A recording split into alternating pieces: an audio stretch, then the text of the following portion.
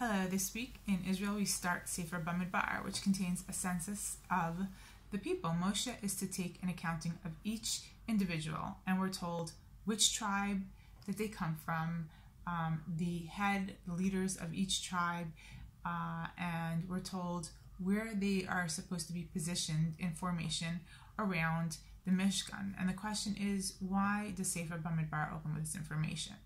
And I think in order to understand that, we have to go back to what happened before at Har Sinai, where they were supposed to receive the Torah directly from God, and they refused to do so. They requested that Moshe be a go-between, and so Moshe, of course, as we know, went on the mountain for 40 days, and the nation miscounted, and they did the sin of the golden calf, which was a total and utter disgrace. Of course, as we know, Moshe came down, broke the luchot, had to go up, get a second set of tablets, and the nation really messed up here in what should have been their shining moment. So perhaps they were feeling like they just cannot do this. They are not the nation to do this. They don't have the ability. They are a slave people who failed thus far.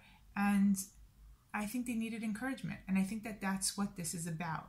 God was telling Moshe, count each individual and remind, in that accounting, each individual is reminded of which tribe they come from.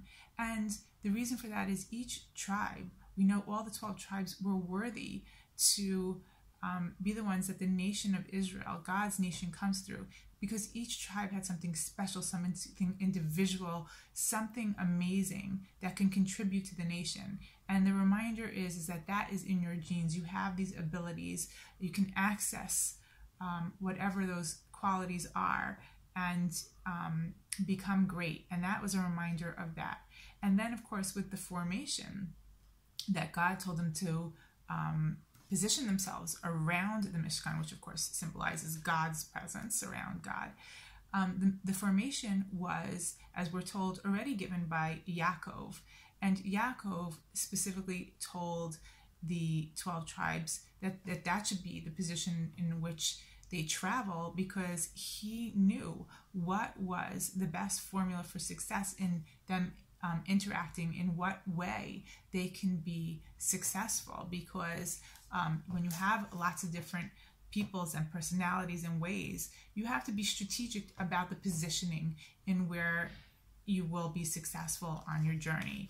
And Yaakov, of course, being the father, knew what that was, and he was right, and God put them in that formation.